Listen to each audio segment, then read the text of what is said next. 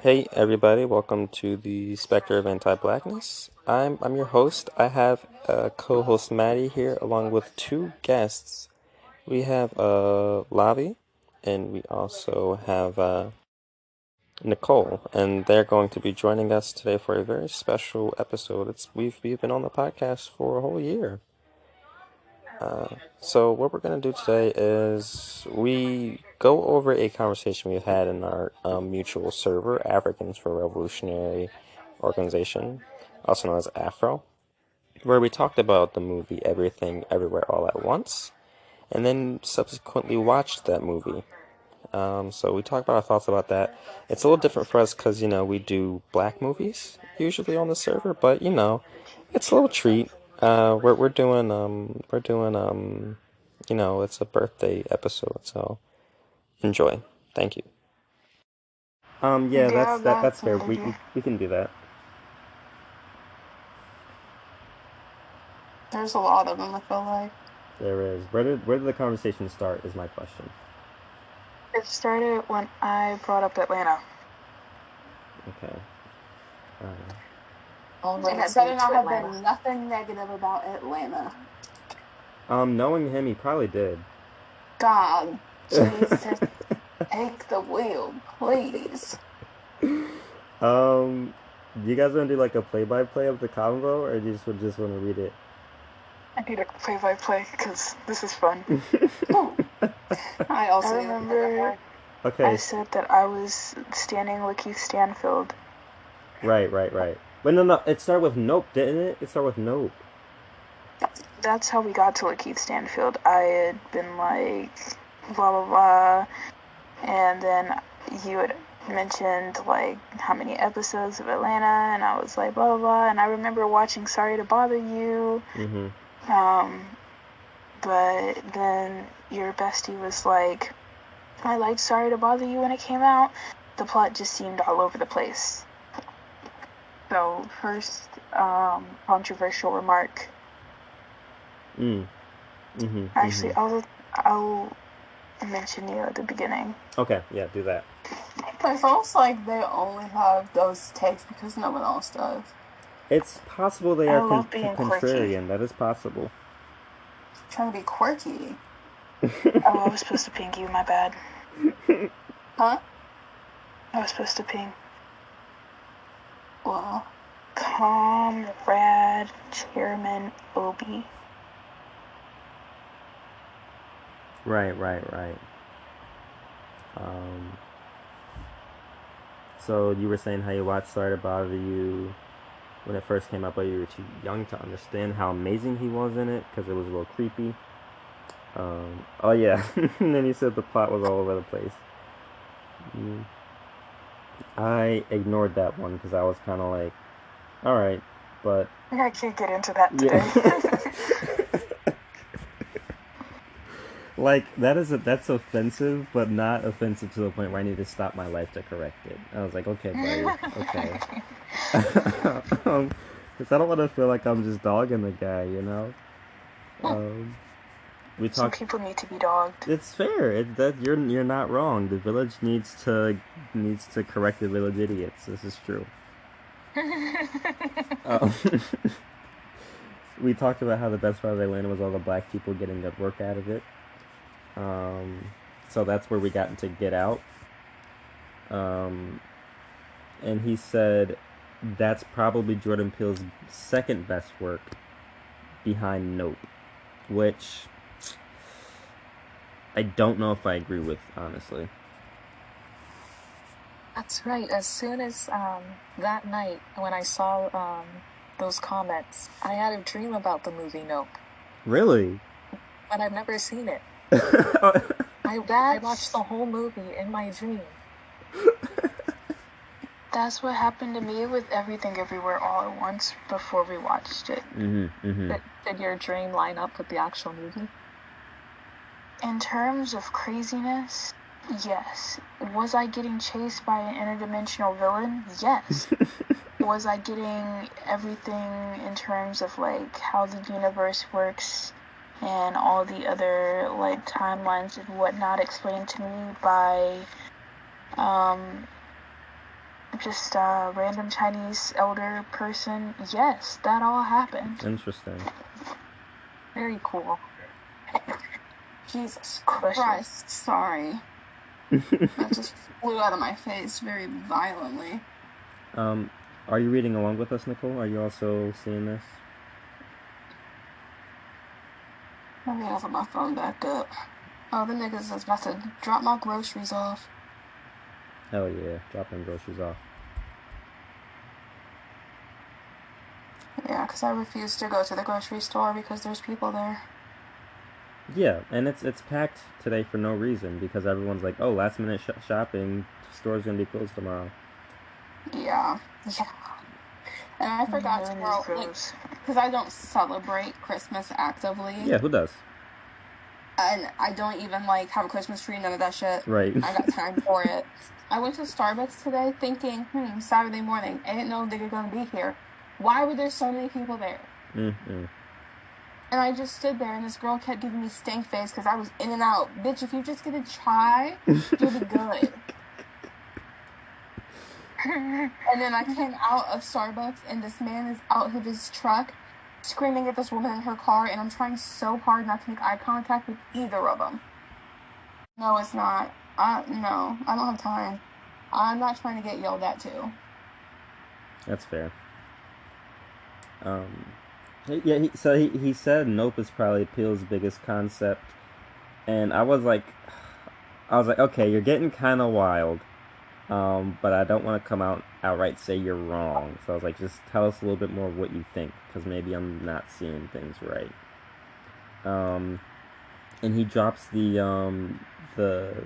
Brainiac take that the alien is actually the UFO, which again is outright explicitly stated in the movie.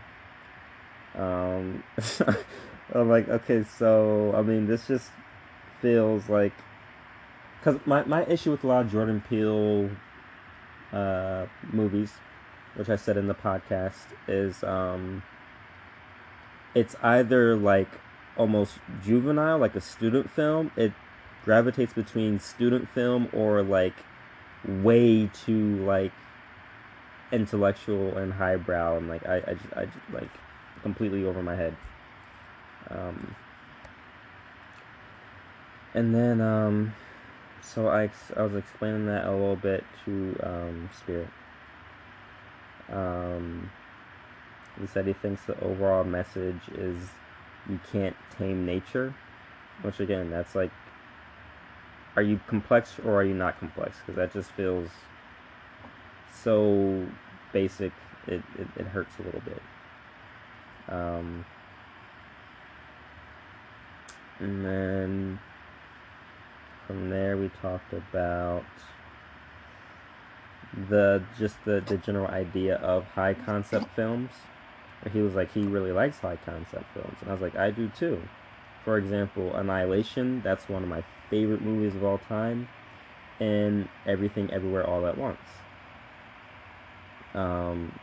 Which maybe they're all just high concept, but those just connected with me a little more than Nope did.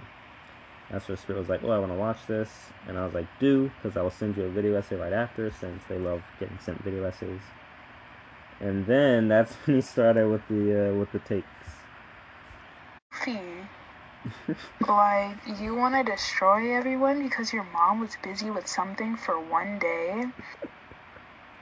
Goofy. They didn't show a montage of the mom constantly ignoring the daughter or anything. It was just one busy day. And you know what? That got on my freaking nerves. That absolutely got on my nerves. Hey, girl, Bossalicious. Because I don't think they understand that even if you're only shown it one day, it doesn't happen one day. Right. Right? Very true. You think that she just woke up and decided to be a bitch to her daughter? What's going on here, bestie? Yeah, just the one day. Shit on my girl Joy. Like every other day we're besties. Let me shit on my girl Joy today. I think she can handle just once. Just once. Whoa, trivializing trauma and depression, and he said he was kidding, but he wasn't kidding. I was not kidding. There was no joke there. That's how you know Yes. they've never been depressed. Yeah, exactly. Yeah, and he's over here like there's no background going on, and basically thinking that she's bitching about how her mom doesn't want her to be with her girlfriend or whatever. And I'm like, does everything really, really, really have to be explicitly stated for it to be the thing? Right. Like, reading back on it now, does Yeah. it have to be there? Because that's just not how it works in real life.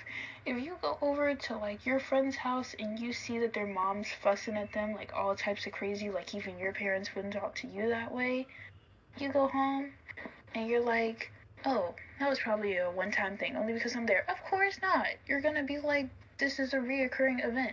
Those events don't just happen once. What's going on? Right. Right.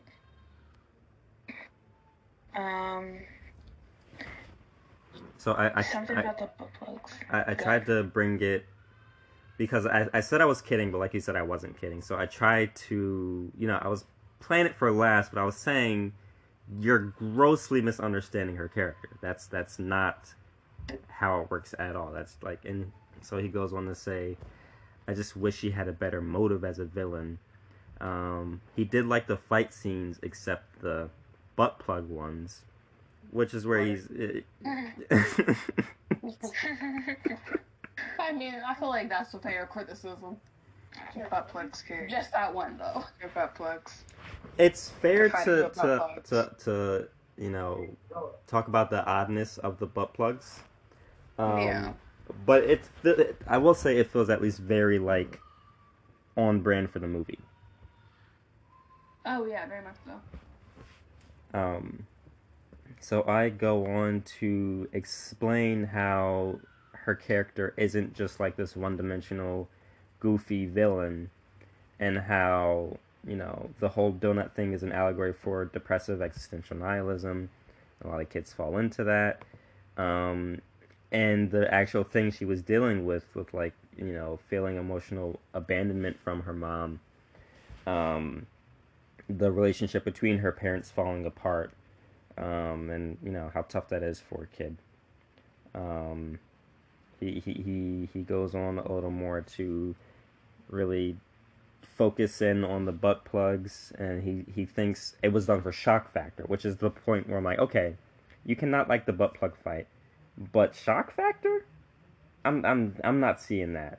That's And even if it was shock factor, like, did we not watch the same movie? You're supposed to do the most random thing in the moment. right. It's one of those, tell me you don't really understand the concept without telling me you don't really understand the concept. Yeah, basically. So yeah, I ignored that, and I just go on to praise the movie. It handles things its own way and handles them extremely well. And I compare it to Doctor Strange at this point in two ways. This first one being the music fight. Have you guys seen Multiverse of Madness? Yeah. Yeah, so they do the fight with the musical notes. Like the butt plugs thing reminds me of that. Well, the movie in general just reminds me of that, where it's like it's kind of silly for them to be fighting with music and musical notes, but at the same time, it's like a very clever way to do it. He says it steps on its tail a few times. I don't really know what that means.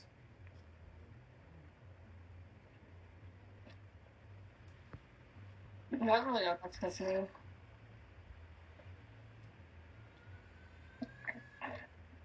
And then, so he thinks the general idea of the story is, I'll love you in every universe, no matter who you are, but just a lot of shock factor and unnecessary moments.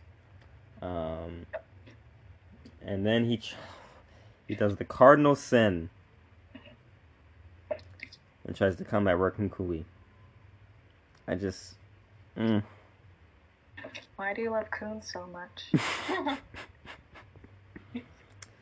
Bobby, that's an excellent question. Oh? I was explaining this to Maddie a little bit earlier. Um, Raccoon Cooey first, when it's first brought up, is just like this throwaway funny line. It's like, oh, she is misremembering Ratatouille, which it's funny because like it's in this moment where she's being asked to kill her daughter, but it's like not only lighthearted but kind of it's like a real genuine family moment between them. Like the daughter and the dad are laughing. It's they're like it's Ratatouille. Like what are you talking about? Um, so I really connected with that part of it, and then continuing on, we find out that an actual legitimate real thing in another universe that just like blew my mind because I it's Chekhov's gun but with humor. Um, they brought it back and the way that they like poke fun at like Disney songs, the Pixar songs that like you got a friend in me, but it's like we're a family culinarily. It's I think it's hilarious. And it was just a crazy way to bring that plot point into just taking something as crazy as a guy with a raccoon on his head and making it just giving it so much depth and power behind it. I thought it was amazing. I like that it shows that there is really anything possible in any universe. Like you can really do anything. Um, like even if there's the hot dog fingers, Right. you can still be good at piano with your feet. Right. Ratatouille, there's probably in another universe Lizard Cooney or Lizard Tui, Birded Tui, but it's showing like that it's still possible, and you can still be successful, no matter how many times you change the animal. Right, right, and exactly, and that's what I was saying in my comment to him. Actually, was that again to bring up Doctor Strange? It's like a extremely clever way to handle this multiverse theory, but they do it so much better in this movie than in Doctor Strange. And Doctor Strange is just like, oh, it's New York now, but it's like green and red is go, but green is stop. And but this like just does it way better. And that's actually when you came into the conversation. You're like, I don't know what this movie's about at all. I'm like, he's ruining it. He's you know, so much stuff out of context.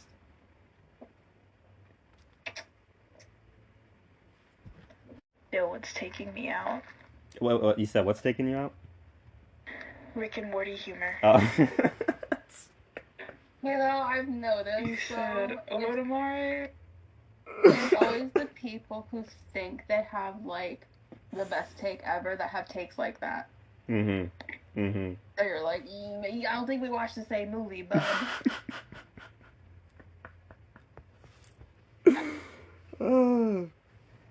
Think of a movie that confronts mother issues and the generational problems in an Asian household, specifically Asian for some reason, but throw in Rick and Morty humor and a lot of special effects. Oh my! relax, Chef.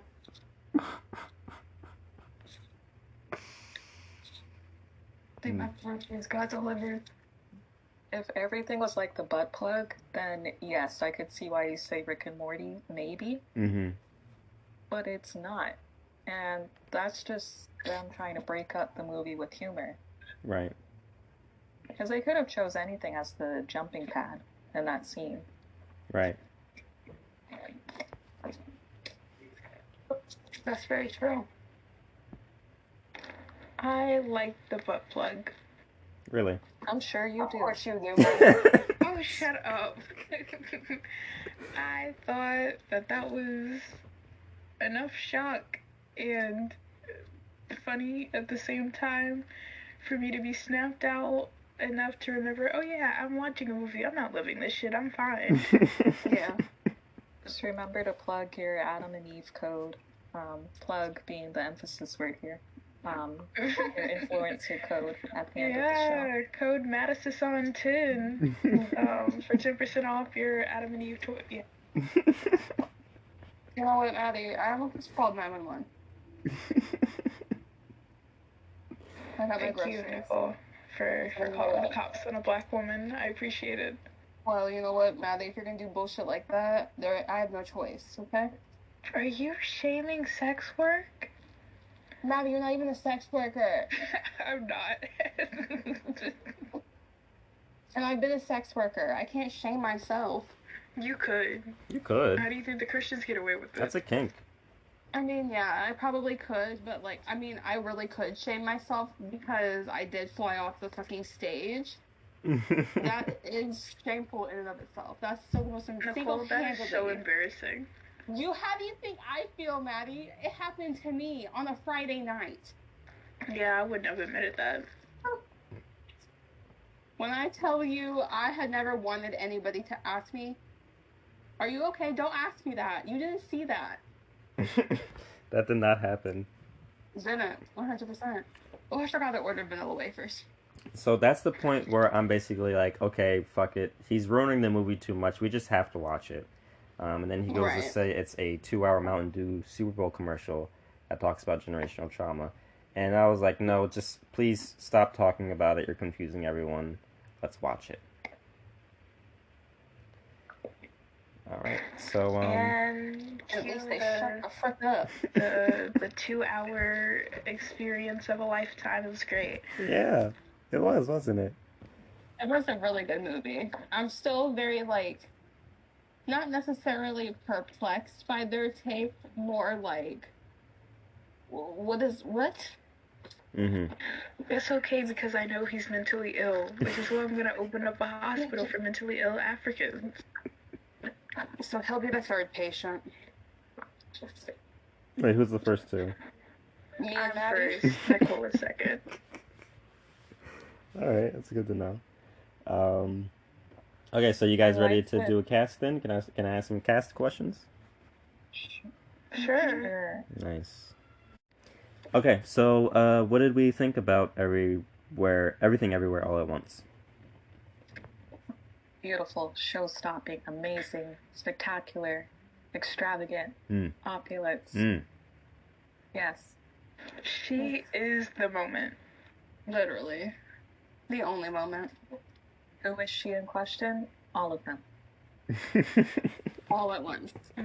Everyone, everywhere, all at once. Yeah. Wayman, she is the moment. Wayman specifically, and Miss especially. Evelynisha, the moment.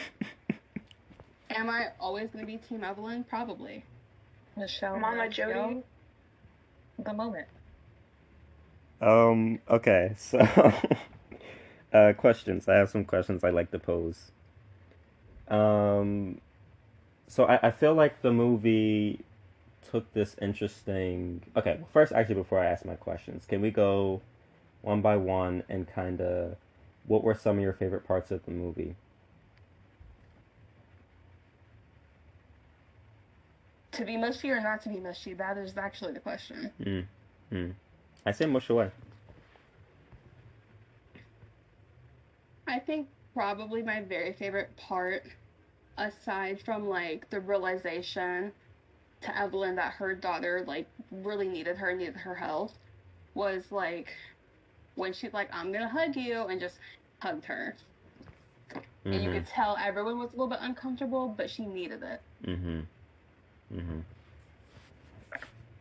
that's a good part. I am gonna say, this is a little weird.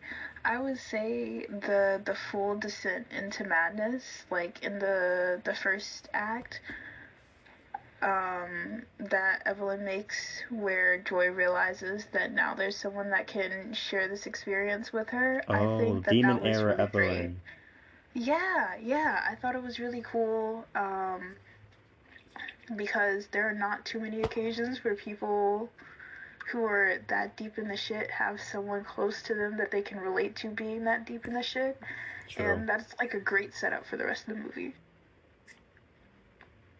Yeah, I think it's very significant that her mom had to get there and experience it with her first before being able to help pull her out of it. Yeah. That's really all we want as depressed people.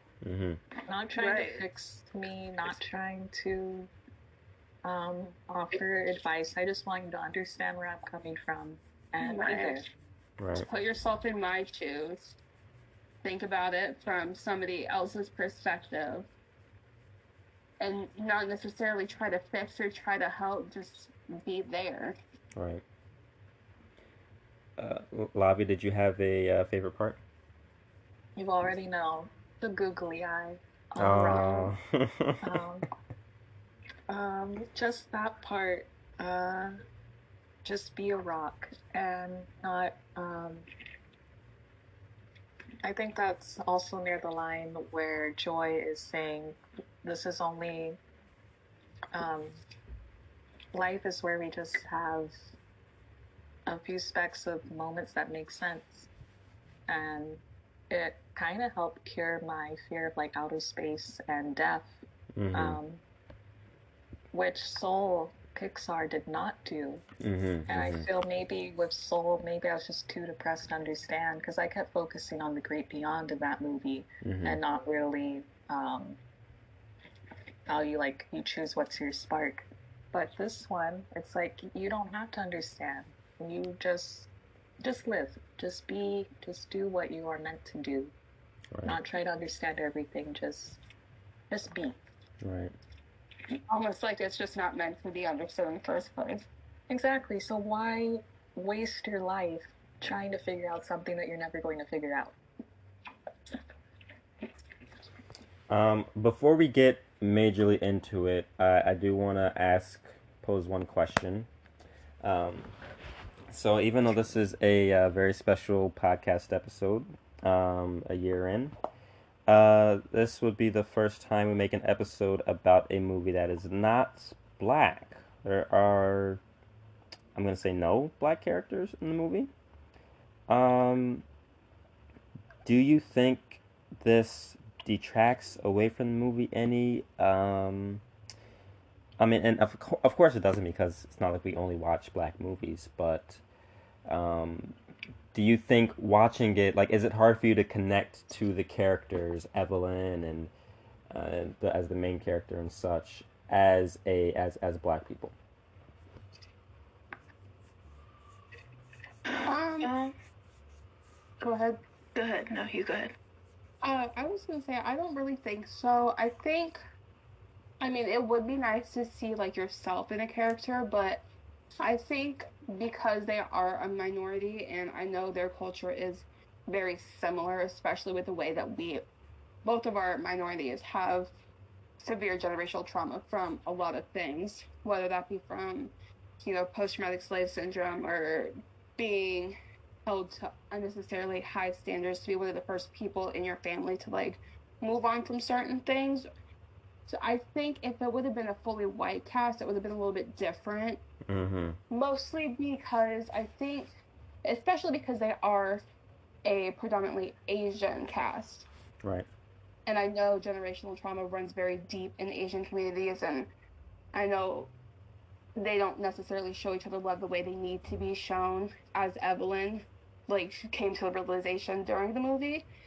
I think if it would have been a fully white cast, it would have been more trivialized and seemed more trivialized. Right. Because that's usually what they do in those specific movies. Everything's like, oh, I didn't get the promotion, let me just take myself out. Stuff like that. It showed, like, more real life things that go deeper than just a few events. Right. I fully agree with that. I feel like the fact that they're Asian, it's an Asian household, and like the experiences with generational trauma are very similar from what I've seen.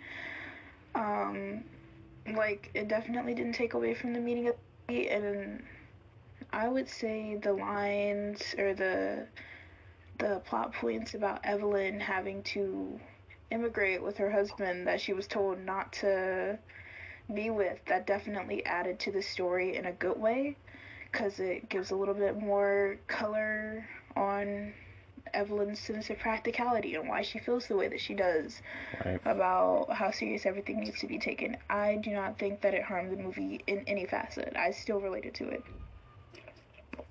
Great.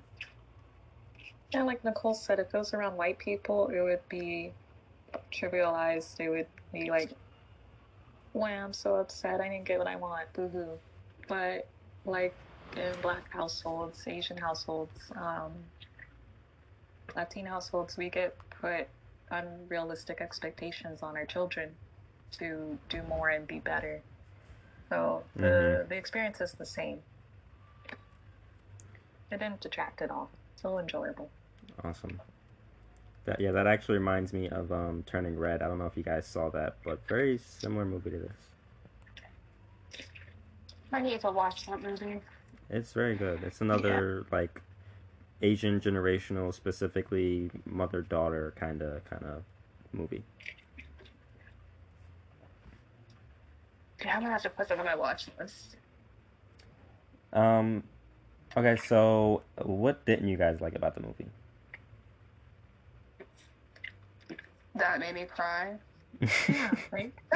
The audacity. Like literally, what my the whole like the realization of Evelyn, and this just I get very emotional, very emotionally attached to characters very very very quickly. So when Wayman was basically like, I need a divorce because this just is not working, and then in the next universe he was like, I need a divorce, and remember this person got the divorce and that helped them work through a lot of things. Like, it's not that he wanted a divorce, and he was a cry for help, but the way Evelyn's face looked broke my heart. Mm.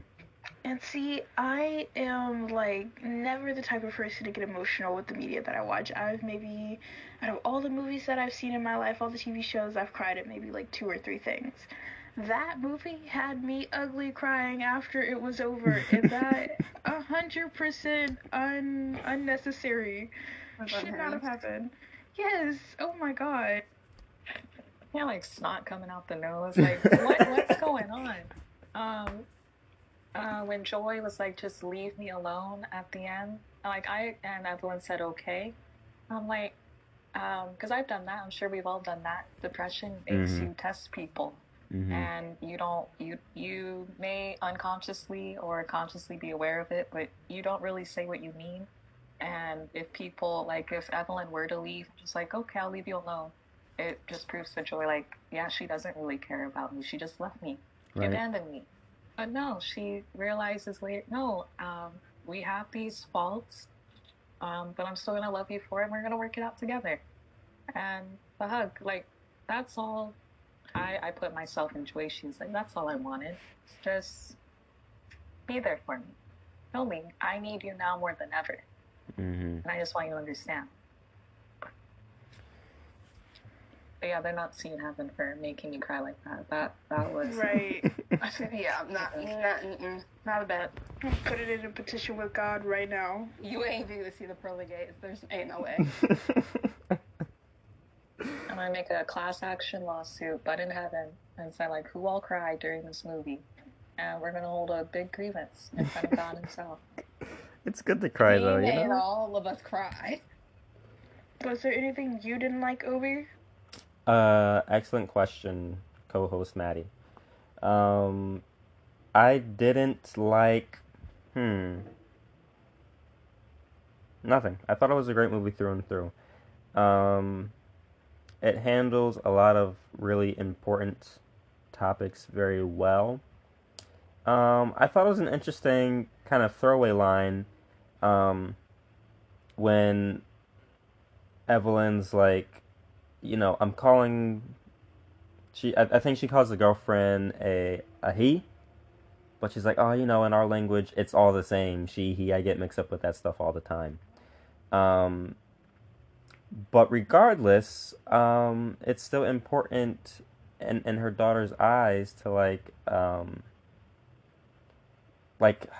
it's this forward progression. It's like this what's the word I'm looking for?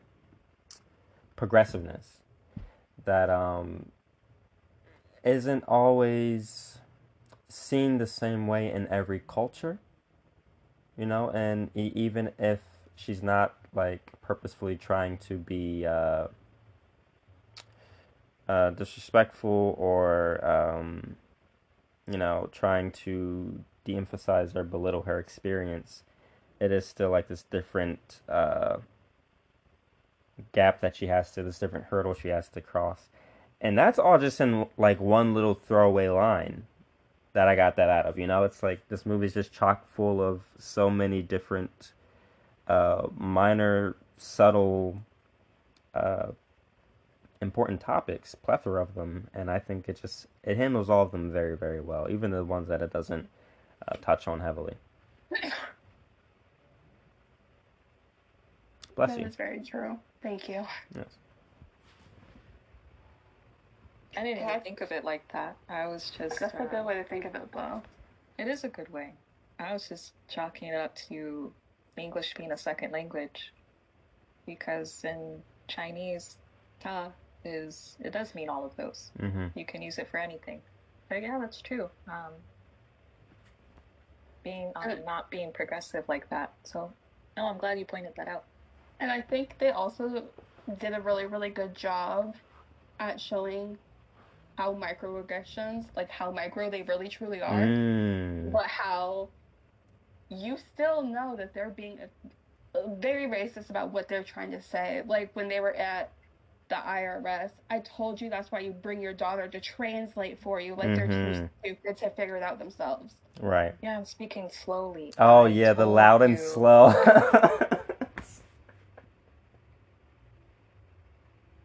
You can say it as slow as you want. I still didn't understand. Right.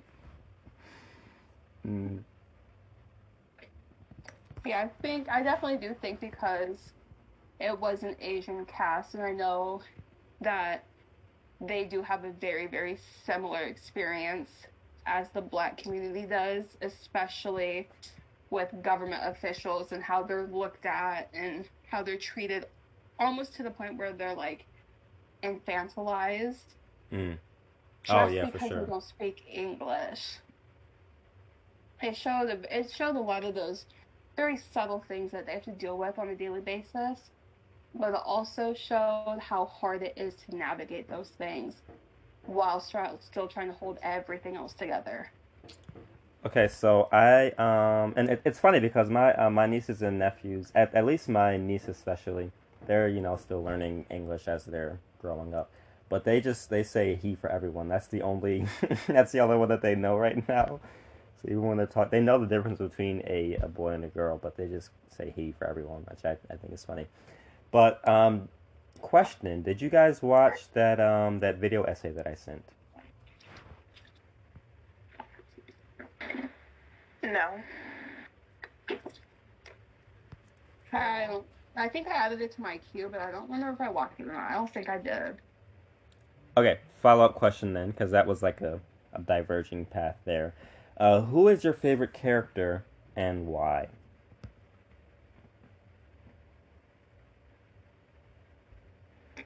I think that, and I know this is the point that you're getting into, I think Women was just like the perfect character in this movie. The way that he's represented with the alpha women versus the original women that we're used to, and how different they are, and even the women from the timeline where Evelyn is like rich and famous Fancy and whatever. women. Yeah, fancy women. They're all very different sides of the same understanding person, which was very cool to see. Find yourself a Wayman. I think he might have been, I don't know. I want to say he's my favorite character because, like, Wayman was 100% just, like, the shit. Was there for everybody, even in, like, his small, subtle ways. Trying to cheer people up, like, with his little googly eyes and just doing everything that he could. But I also really liked Joy's character because it really does just show, like, the sheer destruction depression can truly have on your life.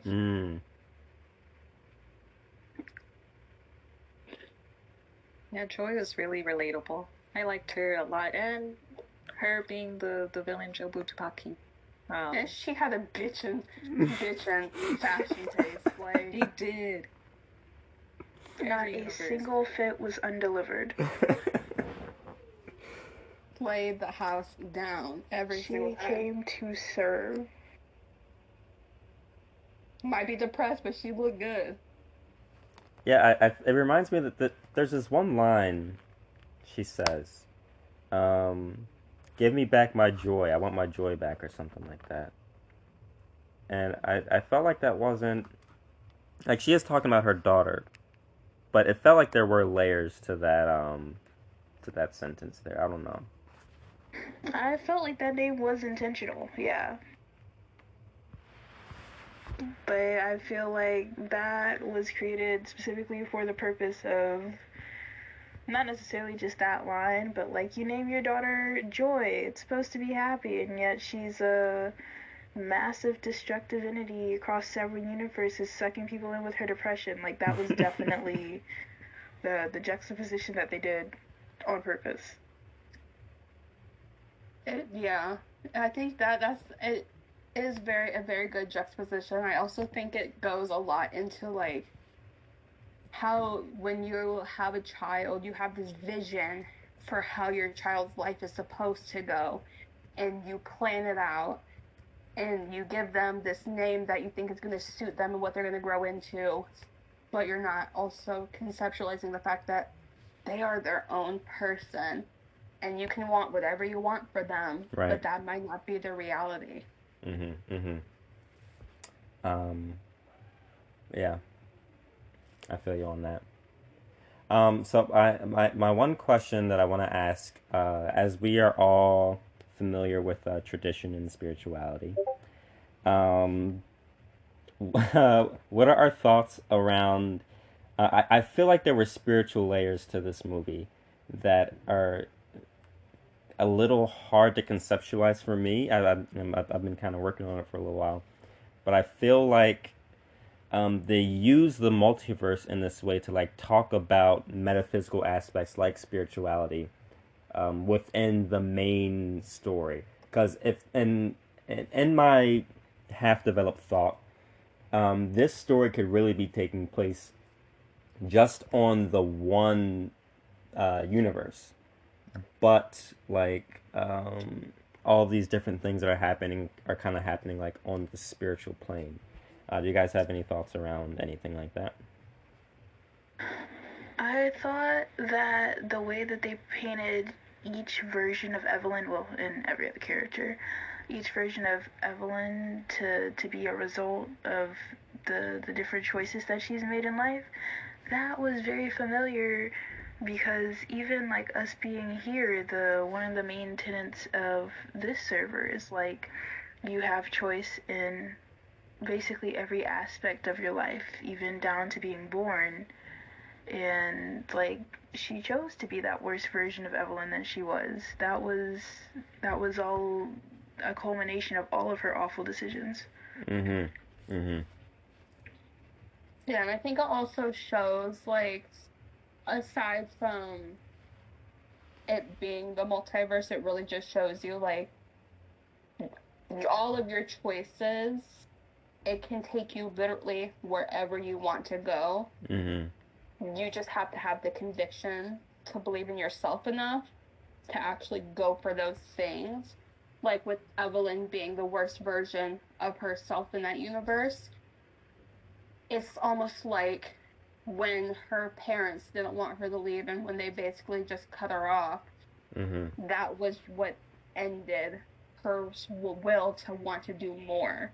So she just felt like she needed to settle because she probably felt she wasn't worth more than what she had. So she just was stagnant and never decided to push forward or try to do different things, maybe in a different way to get herself into a different position. Okay, so you guys are thinking that the choices that Evelyn made affected like her actual ability in each universe. Yeah. Yeah, like the martial arts one when she could fight everything with her pinky. Staying at home, training martial arts. But then the other one staying at home when she's super fashionable, like movie star. And the other one where she's opera singer. She's choosing these things, and then those were all within her. But she's able to choose what she wants to do, and then that life creates itself from those choices. So do you think that she, like, chose to create, I don't want to say evil version of her daughter, but, like, she was the exact reason in each universe for all those versions of Joy? I think some of it has to do with the generational trauma of doing the same thing that your parents did to you. Like, they made it a point to point out that when she left with Wayman, how her dad cut her off, and before that didn't really show her anything but hardness, didn't know how to really necessarily show his love. I think it's more almost like a self-fulfilling prophecy, like her thinking, oh, I'm not going to amount to anything more than this, because that's all she really was hearing. Like, if you aren't doing this, you're going to end up like this. And at some point, she just kind of internalized it and decided, maybe they're right, and just stopped. One thing I pointed it out in my head when we were watching the movie. I want to say that they were in some kind of secluded area, and she was explaining to her regular Joy and Wayman. She was like, Joy, you're gonna have all these dark feelings come over you, and all this stuff is gonna happen to you, and I want you to know that it's not your fault. It's the insert botched version of her, like, heralded name doing this to you. And I thought it was very cool because she had the point right in front of her, like, completely spelled out, and yet she still did not get that it was her own actions and her own relationship with her daughter that was causing it to happen all those other times. I thought that was very interesting. It kind of brings up how even if you spell it out for them, sometimes parents and other people will be completely ignorant to the harm that they cause directly to their children and the people in their life. I thought that was a very clever way of saying that. Interesting. Yeah, I didn't even pick up on that. I didn't answer this question, so I'll go back a little bit to answer it. My favorite character was Joy. Um, Honestly, I like all of the characters, but I think Joy was my favorite. Just okay, from a different aspect though. I just like her acting. Like she was, it was fantastic, impeccable. But my favorite from a character standpoint would have to be Wayman. I want to talk about what you said, Maddie, about Alpha Wayman. And you feel like that was a positive aspect of Sir Wayman? I did, because Nicole vaguely brought it up earlier, but, like, seeing this beat down and broken regular women in this universe, like, they're on the brink of the divorce and whatnot, and then this other Wayman comes in, he's all, like, loving and caring towards Evelyn, and he's, like, realized in himself he's able to do X, Y, and Z, and he doesn't feel like he's being chained around by his wife. I thought that was interesting. I would like to point out one thing. I'm not going to spill the video essay for you guys. I definitely think you should watch it if you find the time. But I think he is called Alpha Wayman for a reason. There's a lot of talk about alphas these days. Almost touching on toxic masculinity, right? But in a very low key way. Right. He's very assertive and he's very kind of forceful. Yeah. I feel like we should take another look at Alpha Wayman, but You know what? That sparked a little memory in my brain, because after Evelyn met Alpha Wayman, she was, aside from her being confused, she was basically like telling Wayman, like, you were so strong, this, that, almost like the expectations of what everyone thinks a man is supposed to be. Right. But him and himself being very sensitive and very caring and in touch with his feelings and not afraid to express the things that he's feeling. It's almost like, which one is truly better? Yeah, that's a good question. There's this one time where Fancy Wayman, he says to her, "Don't break my heart," because he has what in society we would think everyone wants to have, right? He's got the money, he's fancy, he's rich, famous. I don't know, maybe, but he isn't happy. He says he would rather the universe where he's just doing laundry and taxes with her above a laundromat. That's his preference. So in that moment, it's almost like we pity him for what he didn't have, even though he's supposedly the one who has everything. Money doesn't buy happiness. No, sure doesn't. Aside from like obvious capitalistic happiness. So there is one scene that I really liked. I asked you guys your favorite part about the movie and your least favorite part about the movie, but I want to talk about a specific scene that I have in mind that really stuck with me. And if you guys have one as well, you can also add on to it. The scene for me was when she reaches that point of like finally seeing all of the universes, and with just like a changing of her hand, she like is in every universe at the same time, right? And what she does is she touches Wayman, and he kind of like shakes in this way. And what that was relaying to me is like all of the possibilities of just touching him, of like what she can really choose whether to do good or evil in just this touch. Like they're laughing, but then she's like choking him or like, stabbing him. And it's really like able to convey like the inherent and important choice we have in like every aspect of dealing with each other. And that really stuck with me. Not to sound like a psycho, but sometimes I really do be feeling like just, I can put my hands around your little neck and squeeze. I think one of the scenes that stuck out to me, my goodness, was the one where Lavi was talking about it earlier, where they've gone through the universes, they're both rocks, and Joy is on the little speck of time that makes sense thing. I enjoyed how serene it felt when they're rocks just looking over a canyon. Mm-hmm. I thought that was a really nice moment because they kind of got to that understanding where it's like the insignificance of everything kind of makes it a little more peaceful, knowing that your decisions don't necessarily matter as much. And I know that was kind of used as a point of her to be nihilistic in the movie, but as someone who worries about everything, like every single thing that I do, I thought that it was fun to see that moment of like, take a deep breath. We're very small. We're just doing stuff. There was only a small chance of us being able to live here. I'm a rock. You're a rock. We're all chilling and whatnot. That was a powerful scene. Yeah, this feels good to surrender.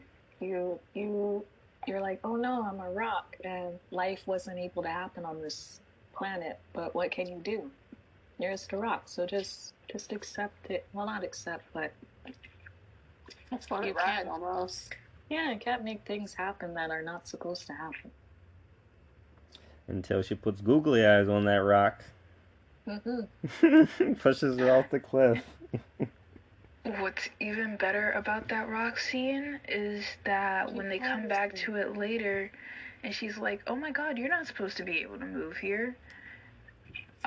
That was even cooler, because even at the most insignificant you can be, it's like you're able to alter the course of events. You're able to make decisions in your current reality that do stuff. Like, rocks don't move on their own until they do, and now these rocks have googly eyes. That's cool. And they chase after each other in the canyon. Yeah, I also it's crazy how there's like so many different layers on it because the layer that I saw there was like the philosophical one of like the nihilism versus the absurdism of like since there's no rules we can do whatever we want and we can choose happiness. Um, but yeah, there's so much in that scene and also just how serene like after the movie's going so crazy and the climax and then it's just like this brief respite right of just like boom calm just look over this canyon. It's excellent scene. Agreed.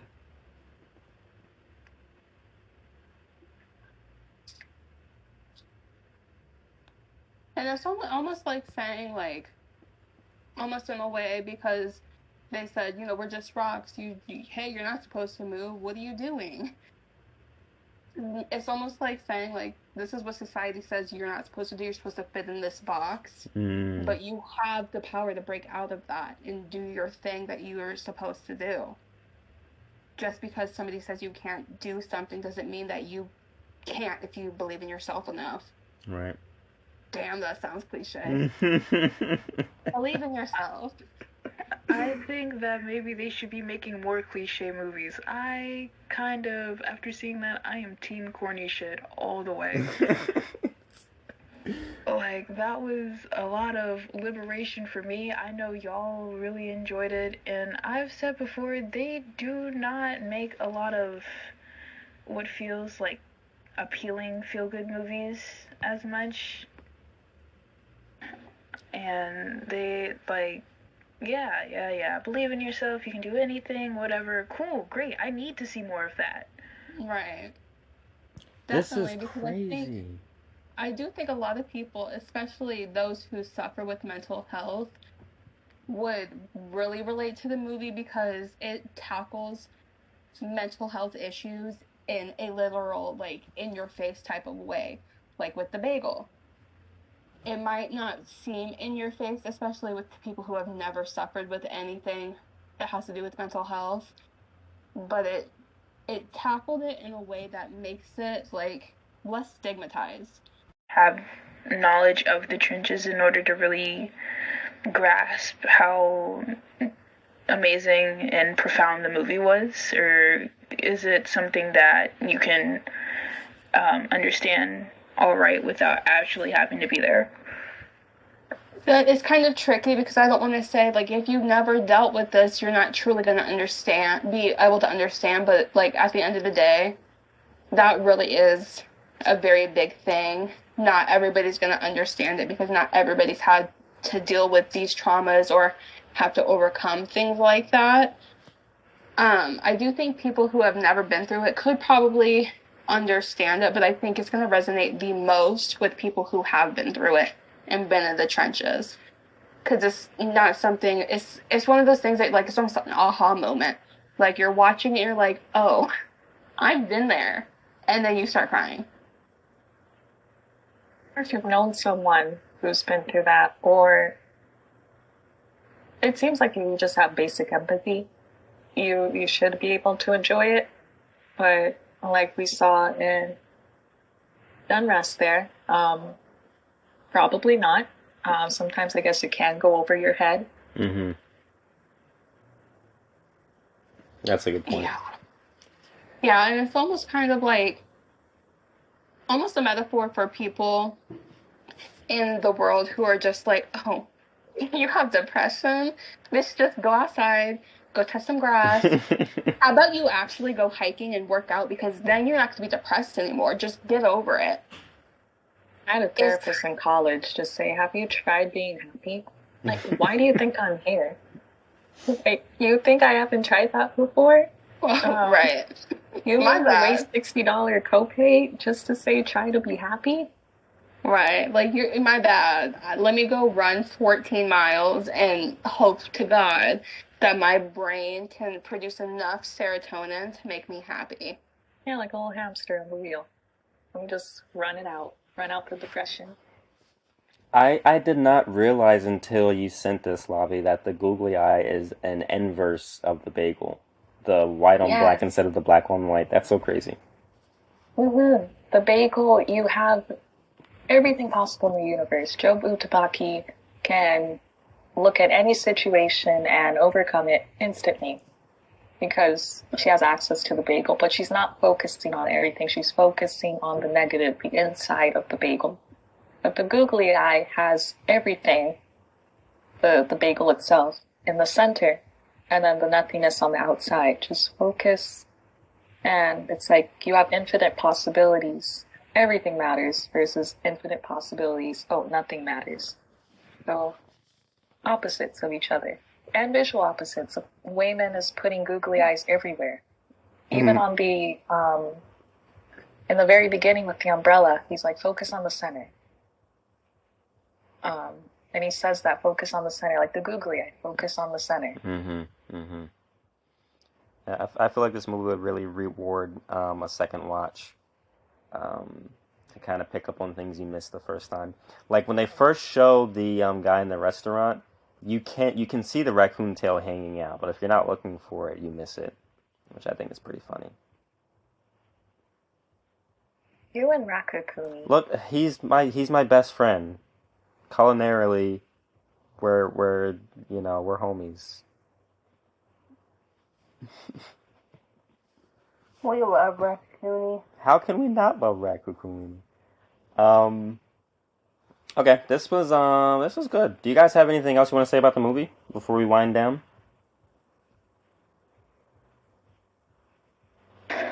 I would say if you are not into crying, don't watch it. If you haven't cried in a while, watch it. Yeah, you can be the most fortified person in the world. It's not going to work. That's fair. That's fair. If you don't cry, you have issues. No, but go watch it if you haven't seen it. Thanks for calling me out. I appreciate that. You didn't. Exceptional movie. I don't know. Look, I don't know the whole crying thing. There's a thing. I don't know what it is yet. I'll get there one day. I'll figure it out. My crying thing was the emotional resolve of Evelyn realizing the harm that she caused to her daughter. I think I'm like, damn, that should be me.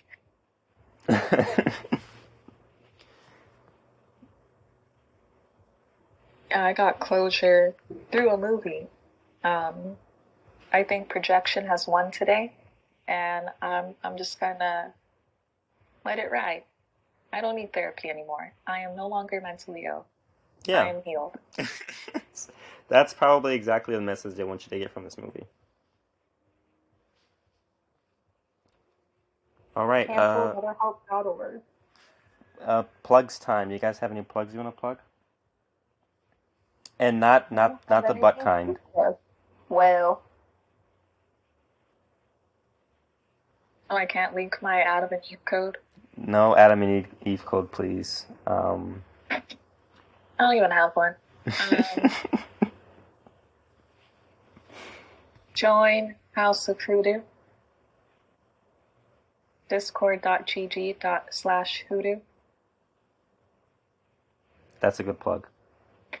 Or don't. It's a free country. Is it though? But is it? No. For some people. So wrong.